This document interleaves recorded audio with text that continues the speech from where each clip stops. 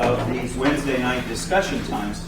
I think I've learned two things in the last few minutes. One is that the community is very interested in talking about climate change.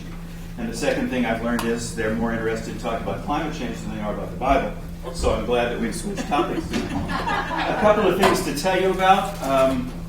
One is... Wait a minute, in the beginning we got to change the climate. Good point. Create the climate. See, now you've got Margot all flustered.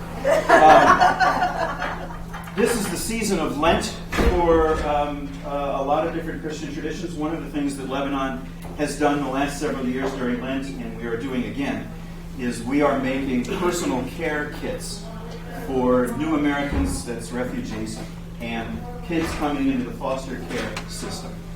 We spent this last week collecting towels and wash rags from folks. Washcloths, excuse me, I'm not in Ohio anymore. Washcloths, that's what you say up there. It's wash rags back home. And this week we are collecting combs. If you've not seen one of these personal care kits, comb, toothbrush, toothpaste, nail clippers, bar of soap, they all go in a towel, and the towel is wrapped in a certain way, turned into a bundle. And then, for example, when a refugee family comes, or when someone comes into the foster care system, the first thing that they get is what they need to sort of clean up and become feeling like you're human again. If you would like to participate in this, and that is not a requirement, but if you'd like to participate in our gathering, I've made a little flyer here of what we're gathering and when we're collecting it. There's a table in the back of the church room up here where we're collecting those things. So if you'd like to, take one of these flyers, and it'll tell you what we're collecting every week. I'm just going to set them right here in front of David and Doug, and you're welcome to take one of those. So, faith and climate change. I have one of these packets here, which Rick is about to distribute, because he's just that kind of guy. I made 20 of these. That might not be enough for every person. If some of you like each other well enough, you might want to share. I want to tell you what's in here, because that will tell you a little bit about what I hope, what I'm thinking, what I'm guessing the conversation might go this past week, these next few weeks. I have been a part of some discussion groups about different topics, social topics before, where the speaker was just as able to talk about the social issue apart from a religious context, or they could talk about it in a religious context. What they did was they slapped a Bible verse on top. I am really not into spreading peanut butter over a social issue and then just taking a bite. What I'm looking for out of this conversation, and this doesn't have to be what you're looking for, is every time we encounter a social issue, just like we encounter other people, it is an opportunity to encounter God. Not because God just suddenly shows up in the peanut butter, but because when we talk about a social issue, and I mean really talk about it, we're putting our values on the table.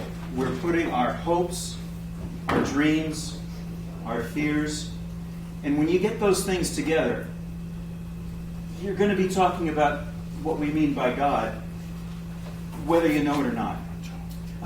God is, in some ways, the sum total of our hopes, our dreams, our fears, and more than that. What is in this packet, then, it starts off with an article from the New York Times, which is not about climate change directly. It's a little more devotional in flavor. And I'm going to ask you, if you will, to take a look at that and have that be a conversation starter for next week. You don't need to look at it now. This is the danger of passing something out while you're still talking, as everybody looks at the paper. Eyes, look, eye, look, eye. We could organize this time together so that you had various lecturers to fill you in on all the details of climate change. There are lecturers out there. There are books out there. What I'm hoping for, is that we become good conversation partners about something that's important. So it is not my goal here to just dump every fact and every graph and every chart about climate change on you, but to provide you with the tools, to help us provide each other with the tools to become good conversation partners about something that deeply presses on our hopes, our values, our dreams, and our fears. So that's why it starts off with a piece from the New York Times, which is a little more what I would call devotional than scientific. For those of you who are wondering, there really is no Lutheran view on climate change. There's a Lutheran view on science. We like it and we trust it. And that kind of settles the issue. But that doesn't mean that talking about things that are important is not an encounter with God. Climate change affects migration, which is something that we care about as Christians. It affects world hunger, which is something that we've always cared about. It affects poverty, which is something that we've always cared about. Climate change touches on all of those issues. So the second thing in the packet is 4 very short little articles that appeared in our denominational magazine, which is called Living Lutheran. They're very short, and I'm hoping that they can become a conversation partner for us around those topics: migration, hunger, poverty. The next thing that's in there, and these articles are all separated by bright orange pages, so you can find them a little easier. The next piece is a little bit more substantive scientifically. It's called God, Creation, and Climate Change. And there's a fair amount of science in there. The next 2 articles that are in there direct us a little bit more to having a conversation with people for whom climate change just is not their thing. The article is called, "Is Climate Change a Myth?" And it helps, I'm hoping that it will help us gather together some tools to talk to people who aren't at all sure that climate change is an important topic. And how do you have that conversation? The last thing that's in there is a statement that the Evangelical Lutheran Church in America, the Church of Sweden, and the Episcopalian Church put together just last year. Our thoughts as a set of religious communities about climate change. So the things that I'm looking for out of this conversation, which may or may not be the same things that you're looking for, is talking about faith and climate change an opportunity to have an encounter with God? What are the issues that you personally deeply care about? What are the handful of technical things you need to know in order to talk about an issue? How do we talk to other people about it? And when we have said some things, then what can we do? So that's all in this packet. If you decide tonight that you just can't stand being here and the potluck was not to your liking and you're never coming back, please leave the green folder here so that we can pass it on to somebody else. But I hope that you'll come back the next few weeks. We're going to gather each Wednesday for the next few weeks, right up until Holy Week, which is the first week in April, with one more of those sections, those separated by orange pages in there, as our sort of conversation starter. But my goal is to help us become good conversation partners, rather than being lectured to, and rather than creating an argument. Martin Marty, who's one of the great Lutheran leaders at the University of Chicago, said one time when we were in his presence, he said, "The difference between a conversation and an argument is nobody tries to win a conversation." So that's where I'm hoping at least, that I get out of this conversation. Speaking of conversation partners, Connie is here because she is one of the people that you might have a conversation with. Some things that she has cared about, some things that she has done, some things that she's involved in. So I'm going to give her a block of time here to begin the conversation. And in case I forget at the end, when you go home this week, I hope you'll read that article from the New York Times, and we'll begin our conversation next week with that. I should also tell you that we're going to have 2 other guests on these weeks. The dates have not exactly been worked out. Alan Hinks is a member of this congregation. He works for West Shore Consulting, the surveying and engineering company. Tim DeMumbrum is a part of that company.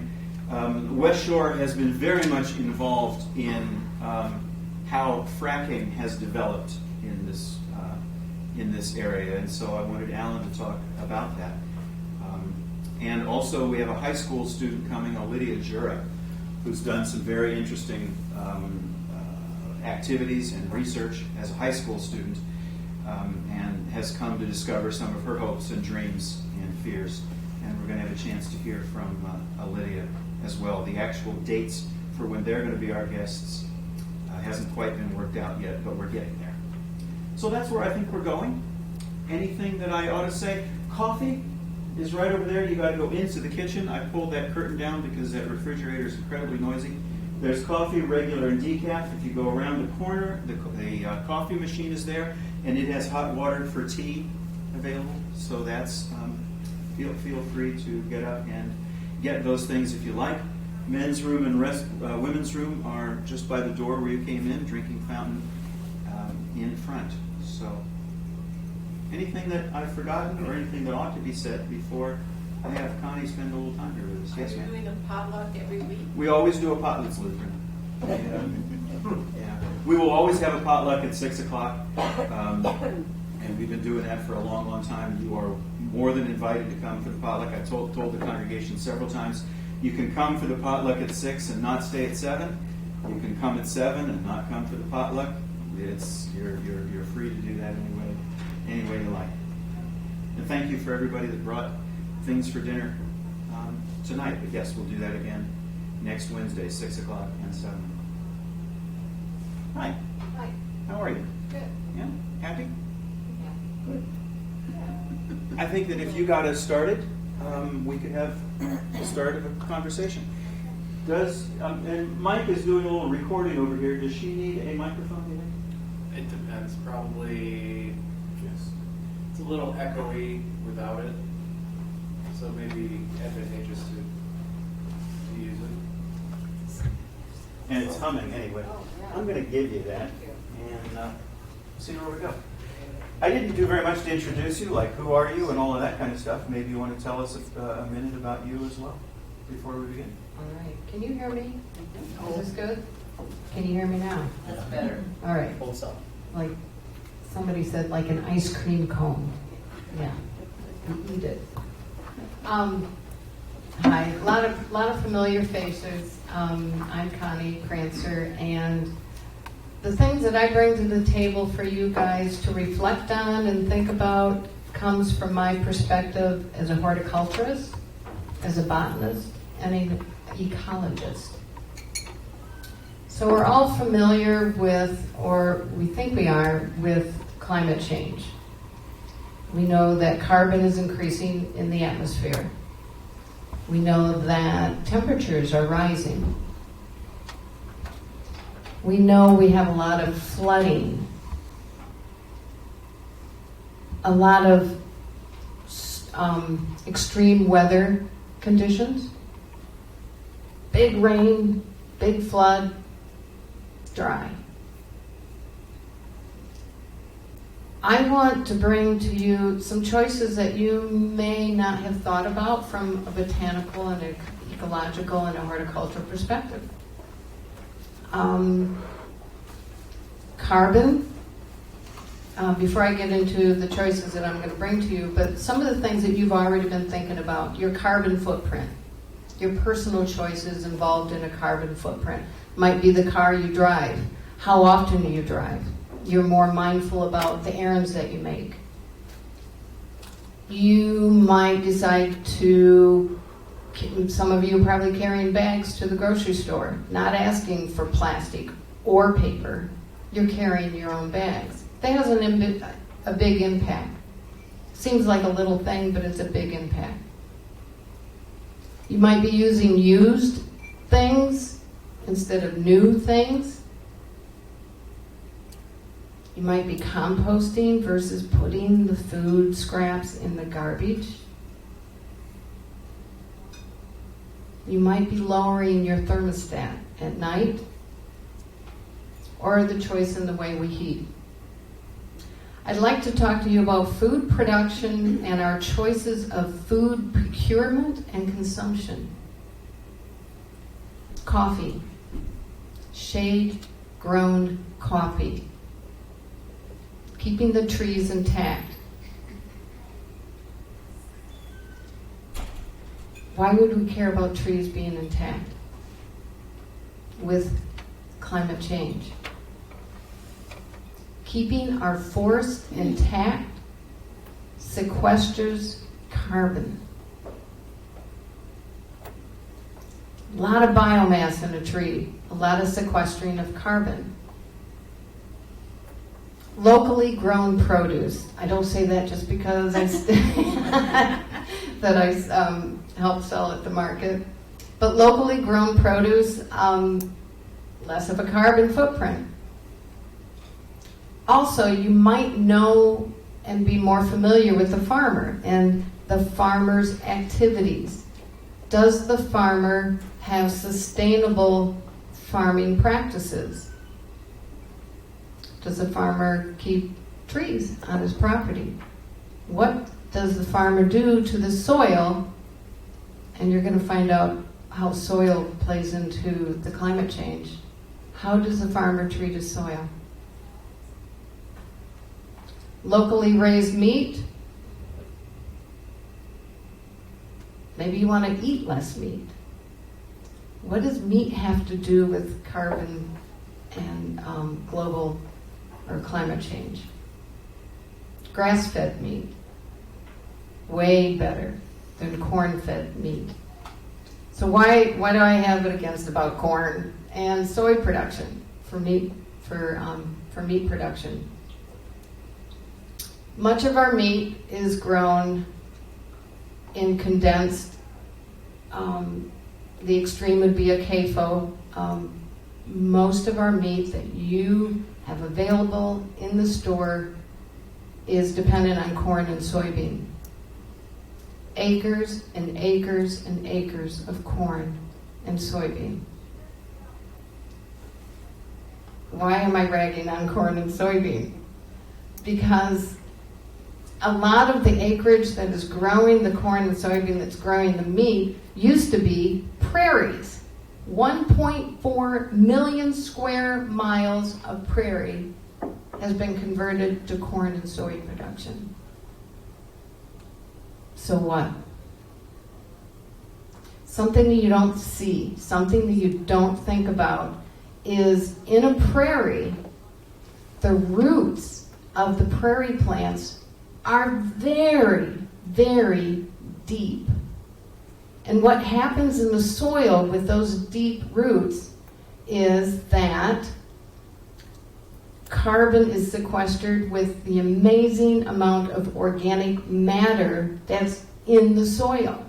It doesn't happen with corn and soybeans. Roots may be in the first 8-10 inches. End of story. No carbon sequestering with organic matter.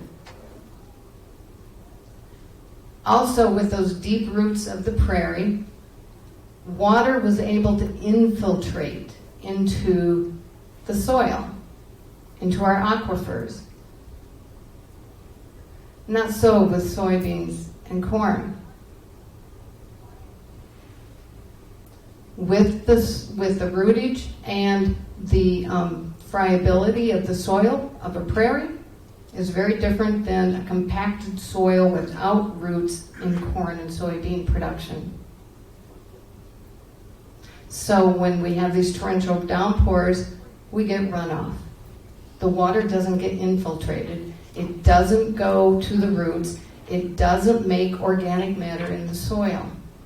The other thing about the corn and soybean production is that the temperature of a field with corn and soybeans fluctuates very widely.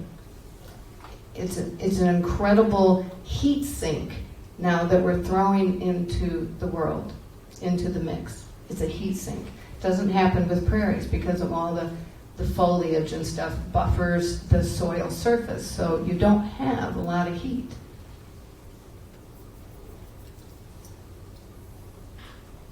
So you might think about having grass-fed meat, locally raised meat, instead of buying meat in the store. Now I get it. Some of us are just trying to get by. We want to buy the cheapest we can get our hands on. We got to feed our families. But I think with everything that we do, every walk, every part of our life, we have to think, how am I contributing and how am I making it a better world? And ethanol, it sounds like a good idea, but there's that corn bean again, or corn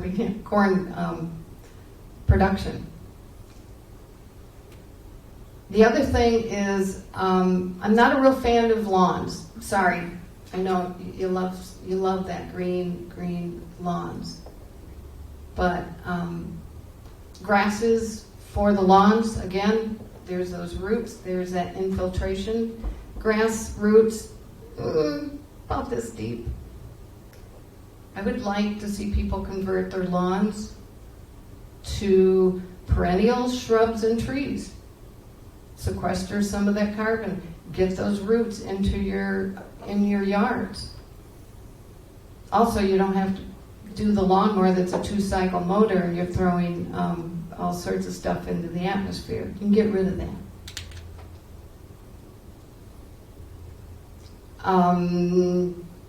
And with converting your lawns to perennials and shrubs and trees, if you use native plants, and that's a real passion of mine, you get to help the pollinators and the insects that are plummeting right now.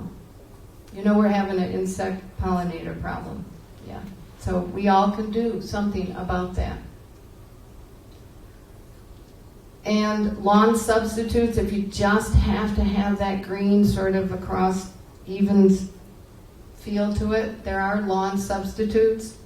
Sunny areas, you can use buffalo grass. It's not as green, it's got a little bit of blue. It's a warm season grass, but it will look really good in droughty conditions. It won't be the first thing to green up in the spring, but it'll look good in dry conditions. You don't have to water it.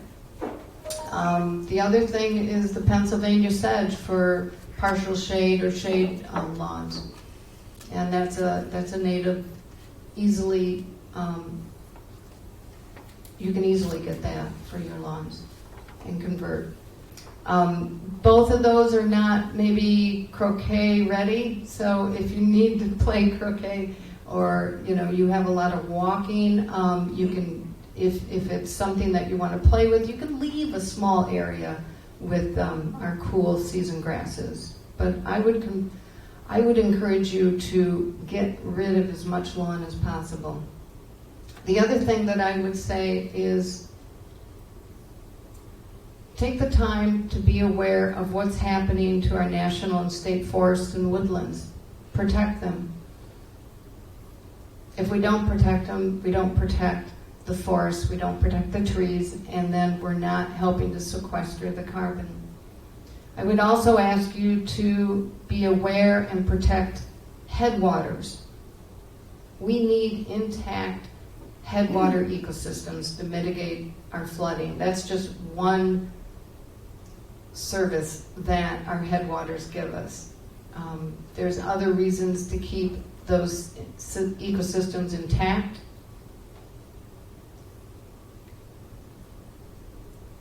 And speaking of, well, I'll get to the ecosystems.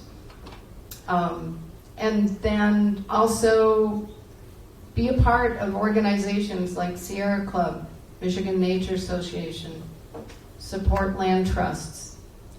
These are keeping our ecosystems together, and especially our wooded ones when we're specifically talking about climate change. I do want to say that some people feel that, native plant, it's okay. We can have some invasives, we can have some non-natives, and that, yeah, okay, we can have some, but when it becomes invasive, I would rather you guys be more aware of that, because, and this is a sideline, invasives break down our ecosystems, and our ecosystems are needed for our pollinators. That's just an aside. The other thing that you might hear from people is about assisted migration of native flora. Assisted migration is taking plants from a lower latitude and purposefully moving them up to a higher latitude because they want to get ahead of the warming trend that's happening. I caution you on that. It is a tool. It's not the total answer. Getting back to the ecosystems, if we got good, intact, and structurally and functionally working ecosystems, they have resilience because of the webs between flora and fauna. Chances are they're going to be resilient with the warming trend. It is important that you support greenways because we need migration of the flora and fauna as the warming increases. So I would like you to be more involved with protecting lands. So that's it. Just that, huh? Yeah. That's just from, like I said, a botanical, ecological, and horticultural perspective. There's so many other things going on with climate change, but I wanted to tell you about the soil and corn production and soybean production, because a lot of people say, yeah, well, it's not a big deal. Look at it's all plant, acres and acre plant, prairie corn. What the heck? No, it's not the same. So thank you. If you have any questions. And the way they grow the corn and the soybeans is there's no rotation too, which totally destroys they just keep growing corn, throwing more. Yeah, well, they tend to rotate between corn and soybean. That's what I'm saying. Nitrogen. They Yeah. never give the soil a rest. They don't, and that's the other. If you know sustainable practices, and it's a lot of sustainable practices let certain fields rest, for a couple of years. There's all sorts of other aspects to farming and growing things that doesn't exactly totally relate to climate change. So I have to be careful, or I'll really get on my On your high horse. my high horse. So Preaching sister. yeah. Connie, talk to us about greenways. You just threw that word out. What is Greenways. It's something that if you've lived in a city, Ann Arbor, Grand Rapids, Traverse City, London. Wow. You ever go to London? You can walk literally through London through green spaces. Here we have the luxury of a lot of open spaces, so we don't think about it. But it is important that there's spaces that stay intact. They're not farmed. They're not anything. They're woods. And if you can line these patches of woods up, they're greenways. And they can migrate, animals can migrate, and so can plants. Is regenerative farming something that is a good thing that somehow what you're saying relates to that as well? Well, can you explain regenerative? I don't know. I just heard the term. We're actually going to get into that, I think. Some of you know that Mike and Kay Snell have actually been doing some farming in some rather more traditional ways than the way it's done right now. And I've asked them if they have the opportunity to talk to us about what it is that they've been doing over there. We have not worked that out yet either, and I shouldn't even say that while we're online, because we're still working that details out. But they're going to talk about what they've been doing, which is kind of similar to what you guys did.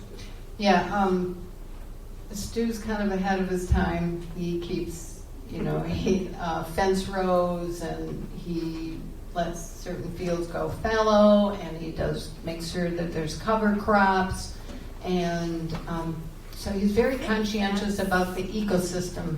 I think that's something like that, the regenerative. Mhm, yeah, and there's a lot of good things about that rather than conventional farming.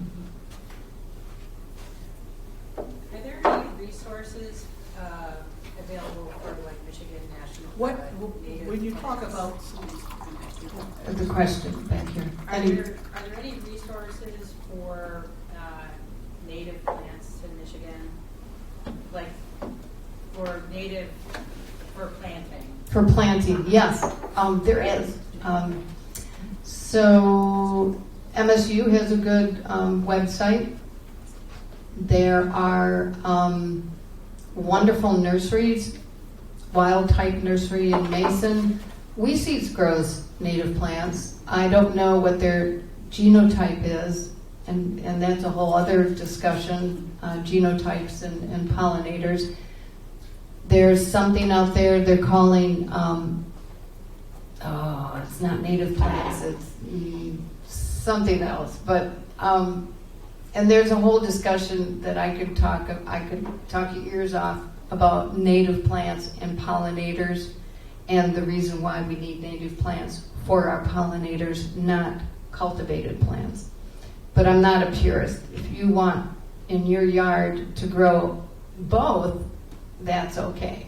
I like that. We have to like what we're gardening with. But talk to me after, and I'll probably come up with some other ideas. Place you can go for that exact sort of thing is the Muskegon Conservation District. Yeah, they have They're on 120 Holton Road. and their website. Near Twin Lake, and they have annually a plant sale. They have a catalog, including lots of native plants, and they specify for you, what this is, and what temperature zones, and shade versus sun, and how deep the roots are, and how big it'll get when it's fully grown, and all of that, so you can design your own. And then seedlings are available to purchase on advance order through them. Yeah, they have a really good catalog, especially the shrubs and the perennial, the native plants. Carol was going to ask something.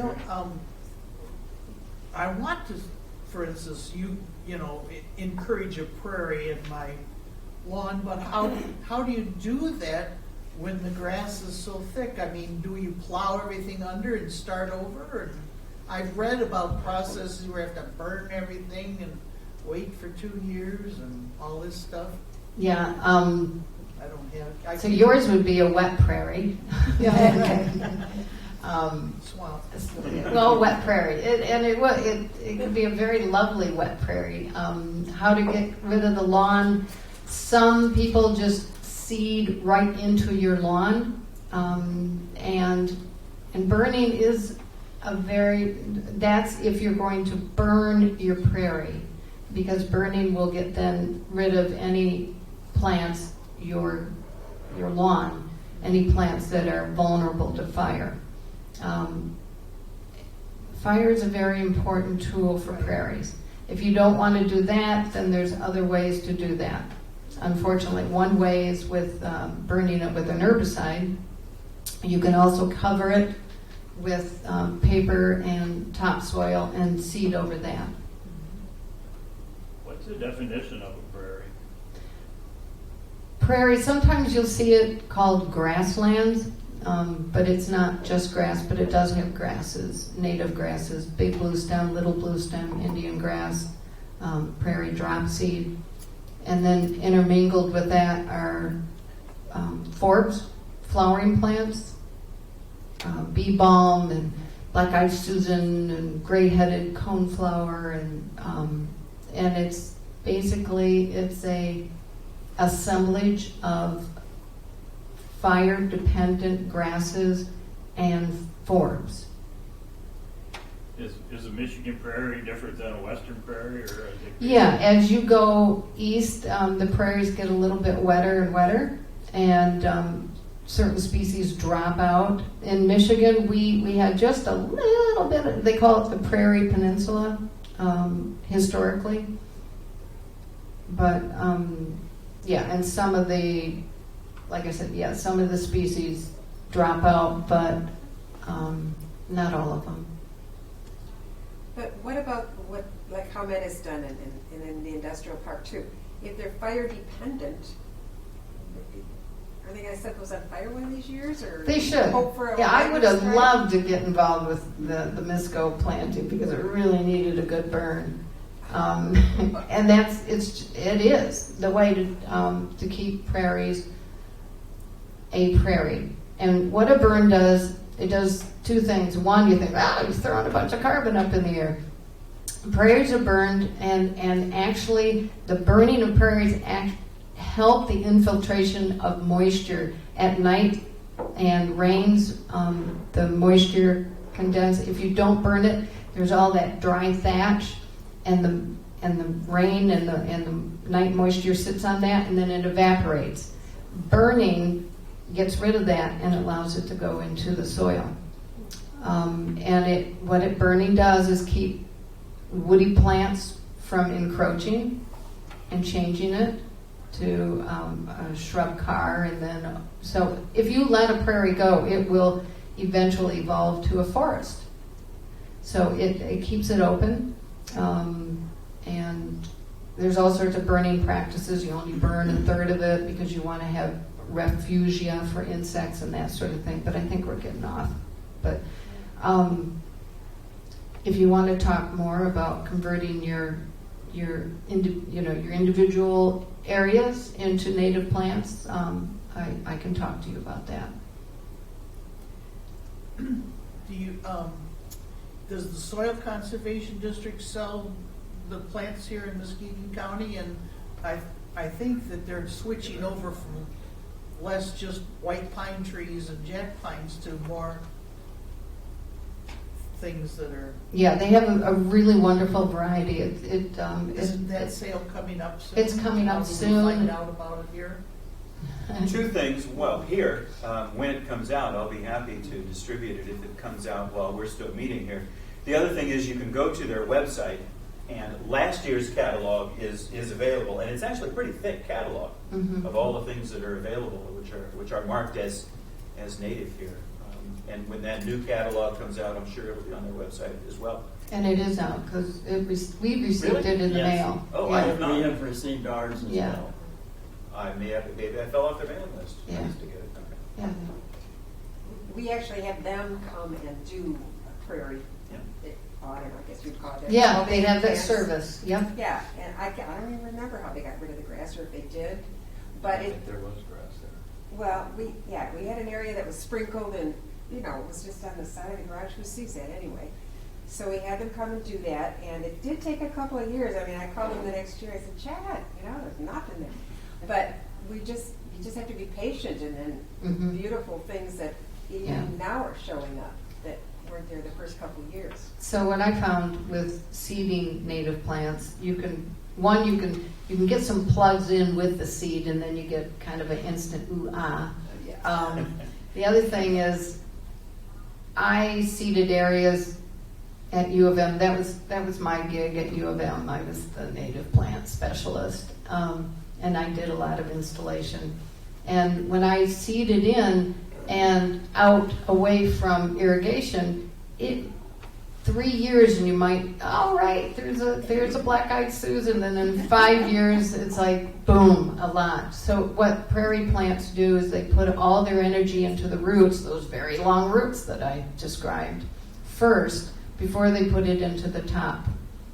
But if you irrigate, you will see instant result. You might see black-eyed Susans the first year, and Monarda Bebom the second year. And by 3 years, you will have a beautiful prairie if you can give it some regular irrigation while it's the first 3 years.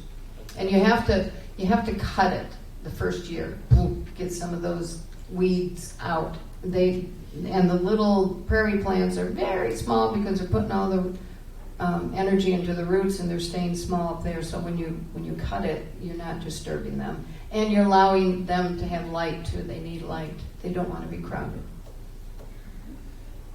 Well, obviously, Connie is a good conversation partner here. You might run into her. I found her to be not too intimidating when we're talking about these kind of things. The sheep are scary, but other than that. What would you say to somebody that was going to go off, let's say, to Central Michigan, want to study environmental science this fall? Would you have one thing that you'd want to pass on to that person since she's here? One thing you'd want to say before she goes off to her studies?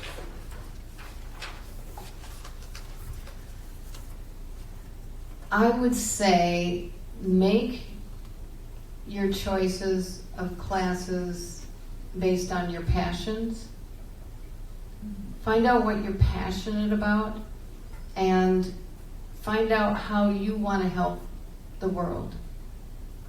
And make your choices that way, and always keep that as your guiding light.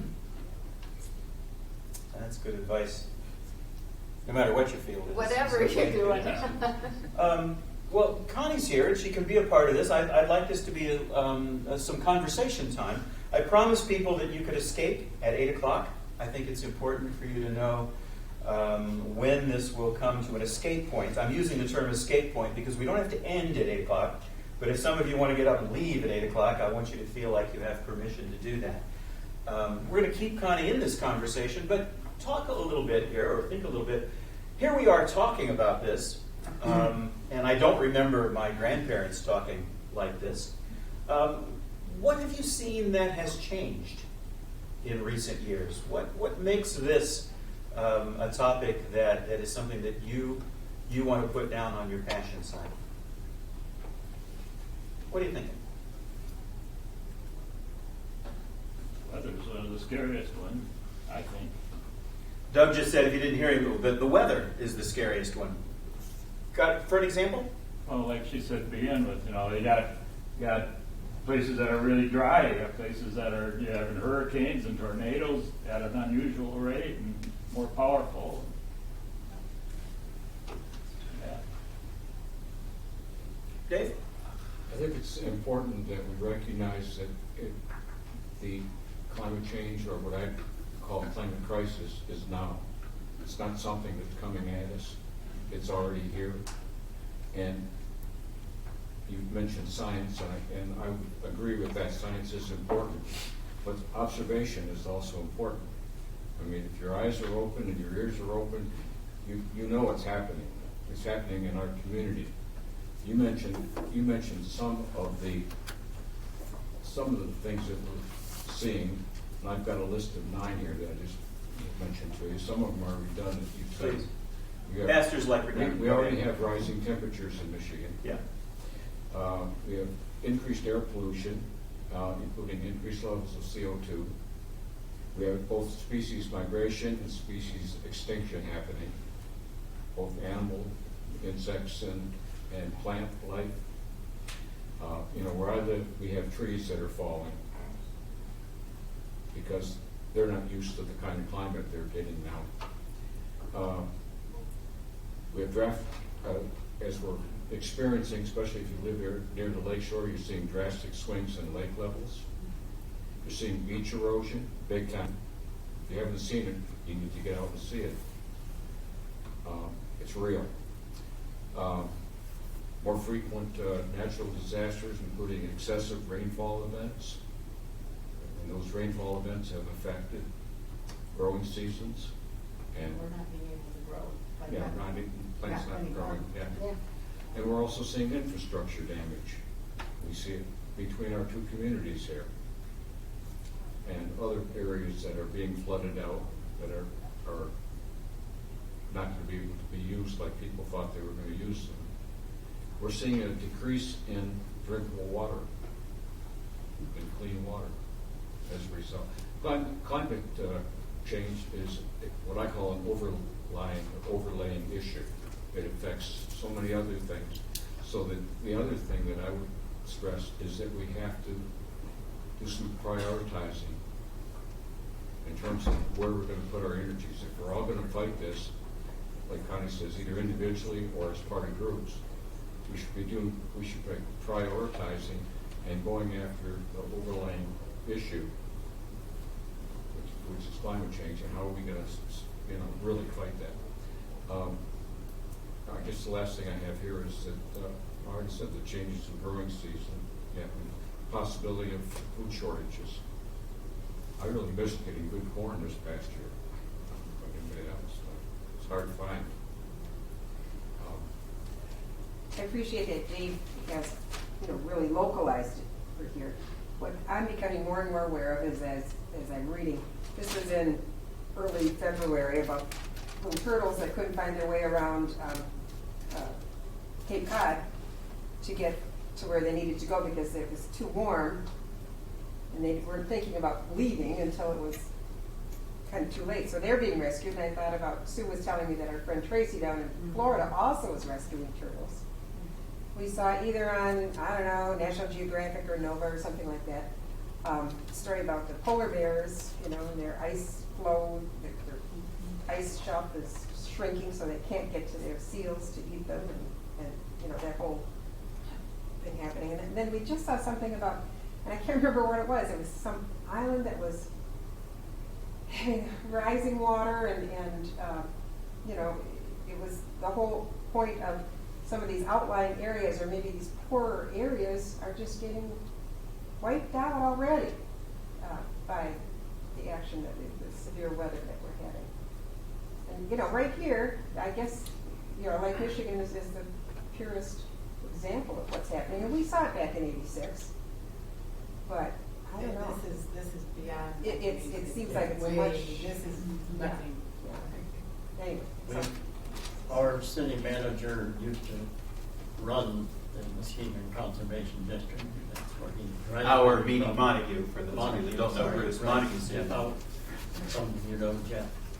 And he has presented us with the data from the U.S. Army Corps of Engineers in a 100-year span. And there are ups, and then downs, and then another up, and then another down, and so on. And in that longer view, what you see is that the ups are lasting longer and they're higher than they used to be. Each time you have an up, it's higher than it was the time before and the time before that. And instead of 10 years of up, it becomes 12 or 15 or 16 years of up. And then you go through a down, but the next up is higher and longer, the amplitude. And we are now at the start of such an up that will then last another 15 or 16 years beyond today. So this is just the beginning of that impact that we're seeing with the shoreline of White Lake and our causeway. And in fact, in that causeway, I'm on the city council in Montague, so that's where this information is coming from. If you think about the culvert where the river empties at Dog and Sons, the river emptying into the lake. Years ago, the lumber industry straightened out that flow of the river for roughly a mile. So you've got a very straight flow instead of the natural meander that such a stream would have, especially in a marsh. And therefore, you've got volume coming in and speed. But if you then elevate the road to preserve the road and keep it from flooding, the two low points are each a yard below what they would have to become to keep the road dry.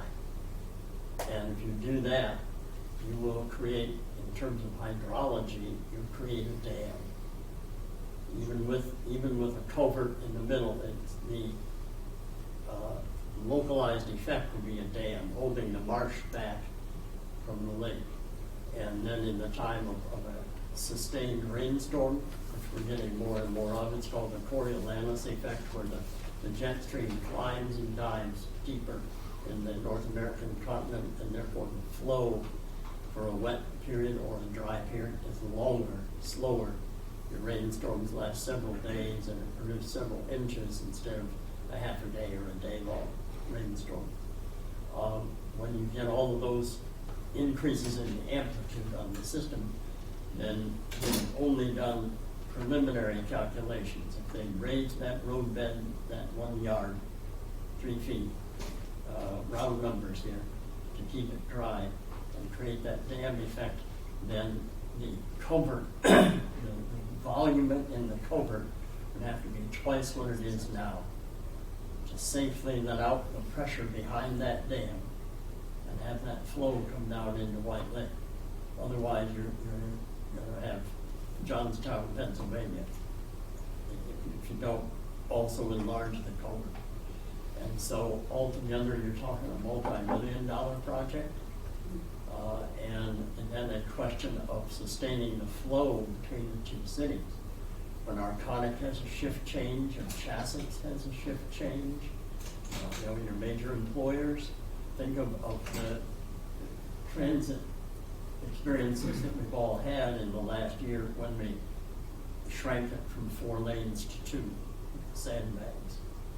Will we have to go to having our major employers, for example, stagger the start and end times of their shifts so that we don't have that pressure of all that traffic happening in a narrow band of time, instead spread out over an hour and a half, by one factory starting at 8 and another at 8:30 and another at 9, something that'll allow flow, because we're likely for some duration now to have just 2 lanes, 1 lane going east and 1 lane going west for the rather foreseeable future.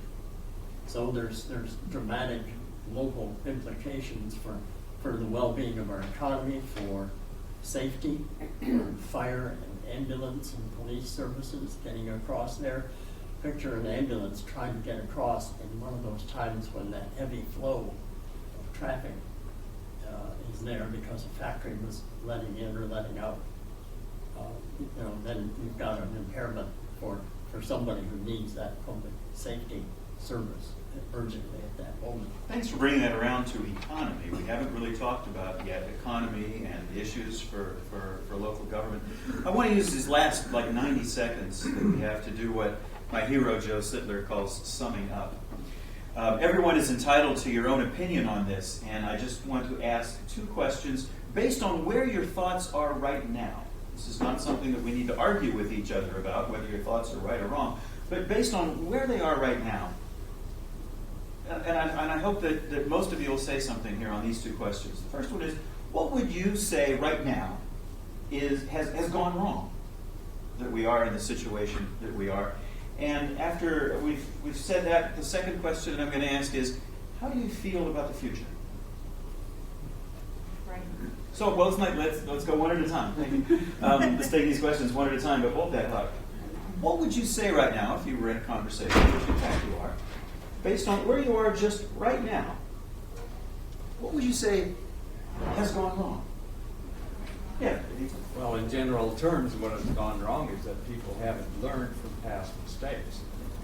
This is really not new. I mean, it's climate change, yes, is new, but the practices that have been developed after the Dust Bowl, the contour plowing, actually, and the no-till method. Mel and I came from an area that was really food factory. Corn and soybeans. Corn and soybeans. That's all of us. Illinois. And it's amazing how these hundreds and hundreds of acre farm plots were made bigger and bigger, adjoining more, taking out all fence rows. And there isn't a problem that cannot be solved through using chemicals. And Vince comes from a country that knows something about rising sea levels. Oh, yeah. What would you say? Thank you very much for that answer. What would you say? What would you say has gone wrong? Carol? I think it started when, and I'm quoting Wendell Berry loosely, but it started when Earl Butz said, if you're not going to think of of agriculture as a business, get out. Get big or get out, Yeah. is words. What would you say is, Barb, what would you say is going One thing wrong? that's been in my mind too is just the rerouting of the natural waterways to, I know, produce electricity and such, but I guess I'm encouraged when I see that some places they're taking out dams and they're making so that fish can go up. And so maybe we'll just have more like wind generation or something that can replace what was, you know, a good idea. I mean, the Hoover Dam, for heaven's sakes, it provided tons of electricity, but maybe we just, you know, in retrospect, we're looking back at the cost of what was a good idea then. And there's so many things. I think that's the whole of humankind. You say, oh, here's something, let's do this. And if it hasn't been tried before and you don't have enough forethought, then Hold that thought because you're a high-paid expert. One more. What would you say, based on where you are right now, has gone wrong? Remember The Graduate?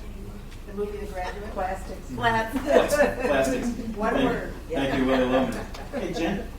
Well, one thing I would say is, and having worked in manufacturing just about my whole career, I'm not begrudging bringing other countries out of poverty and increasing their economies, but there was a mass migration of manufacturing from not just the United States, but over to China and other countries where there is not regulations on air pollution and water pollution. And there's a lot that we can do locally, but there's also a huge negative potential of pollutants from other countries that we really can't control, or maybe we can help exert pressure on them to control because their emissions are quite high compared to the United States. I think that in the United States, we have kind of a collective, conscientiousness about this that other countries may not have. Now I'll get Connie in here, and then I want to move into this question. How do you feel, based on where you're right now, about the future? Well, I wanted to be part of the conversation, not as a horticulturist, ecologist. I think a lot that went wrong is for so very long, we could be wasteful. We could be consumers. We could use it and throw it away. And we could choose to buy the cheapest from countries that have high emissions. I think we have to stop doing that. We have to be more mindful about what we buy, what we consume. And it's a small part, but I think that everything we do every day is important. Thanks. How do you feel, based on where you are right now, about the future? Frightened There it is. for my children and grandchildren, especially. What else? Just based on where you are right now. Bruce? Knowing that I need to speak up and do, the examples here tonight, to make some effective changes locally, control what I can control, not what's too far away from me and I'm unable to control or manage or adapt to. But to encourage others who are in my vicinity to also exert. So collectively, do we understand better? Is there a better way? Can we become more aware of what we eat and where it's sourced and how many food miles it traveled and therefore how much greenhouse gases went into the atmosphere in order to eat this exotic fruit from somewhere in the Pacific Ocean?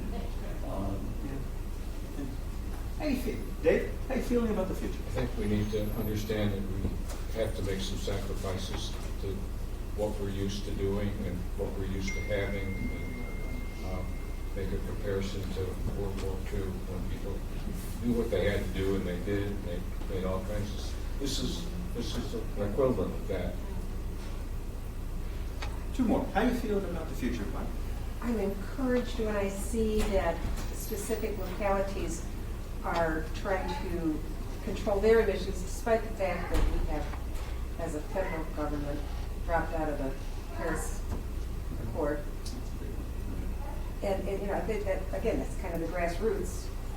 If you aren't going to do it, we'll do it. Small technical correction. We cannot actually accomplish a formal dropping out until after the first Tuesday of November of 2020. That's And if we happen to vote in a particular way, then there's a much smaller likelihood that the actual formal step of withdrawal from the Paris Accord will occur. What we did was give notice, and we were required to give 3 years notice. Like you give a 2 weeks notice to your employer, you're going to a new job. We gave our 3-year notice that 3 years hence we would formally sign the documents that say we're out of here. We're not out of here yet. It doesn't happen until after the first Tuesday of November of 2020. Significant date. Yes, sir. My feeling is that it's one of optimism, actually. I mean, there are real challenges, but especially now there's so much awareness, and a lot of awareness is being shared. We have a lot of technology. We can come to better practices, and we will have to adapt, and it may not be, well, it won't be easy to adapt, but it will be done. Mr. Artem, you want the last word? Okay. I feel like it's encouraging to see people in a group like this and talking about this. And I also, when I sat here and talked to a couple of young people, they said they weren't interested. And I think that's more prevalent than you realize. There's a lot of young people that are interested. It's scary that they don't realize that this is their future. And I'm afraid they're going to drop the ball like our generation did and not realize that fossil fuels are killing us. All the other little practices that each of us can do just to cut out a little bit are so important. All the more. Go ahead. Well, when I heard his optimism, I was thinking the young people I'm really optimistic because the young people that I talk to are incredibly intelligent. They're learning new skills and in colleges and universities, Well, sustainability. I think every college has a sustainability department now. So I'm hopeful in that way. I've always been hopeful of that too, but I guess I just asked somebody tonight, and that maybe they're just that was theirs. And I also talked to one of the kids from the high school, and he didn't really know too much about anything. So I hope the word's getting out enough, and it sure should be. All the more reason, I think, why gentle conversations are in order rather than loud arguments. And this includes Facebook arguments, which I think are by definition unwinnable.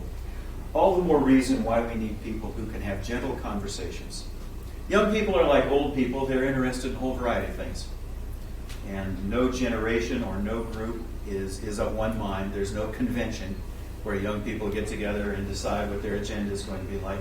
The same is true for those of us who are old. But gentle conversations are very much in order.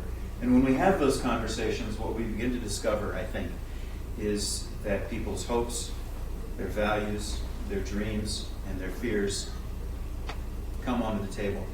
And you're on holy ground when that happens.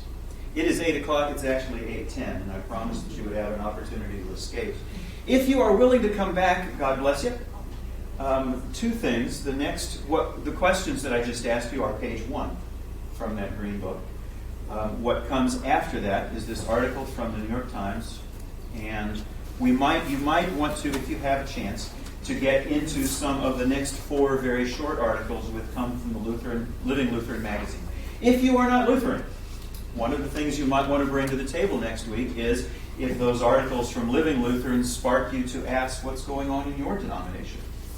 And what are they talking about? What are they doing? Where are they in the conversation? If Alan is able to be with us next year, he'll do what Connie did and use a block of time to get the conversation going. And we may not get into all of that, but I'd like to have some discussion next week as to what you thought of that New York Times magazine, and if you just a New York Times article, and if you hate it, it's not going to hurt my feelings. And then get into maybe those Living Lutheran articles and some conversation around those things. What Barb was talking about, a whole town that had to get up and moved because of rising sea levels. One of those towns was Shishmaref, Alaska, and the last building to move was the Lutheran Church in Shishmaref. They helped move the whole town, and then the whole town came back and got the Lutheran Church and moved it on to mainland. But the island that was Shishmaref, Alaska is now completely underwater. And the town moved as a result. And that is one of those articles that's in that Living Lutheran piece there. I cannot tell you how grateful I am that y'all came. Thank you so much. Thank you very much. Next time you bring the sheet. Bring the sheet. That would be lovely. We will have potluck next week at 6 o'clock. We will have this discussion starting at 7 o'clock. I hope you have some good conversations between now and then. You are welcome to stay here in our lounge as long as you like. Some of the food is still out, the coffee's still on, and that's how we roll. Thank you very much, and thank you very much for being here. Thanks to Mike for putting this all on tape. That's who uses tape.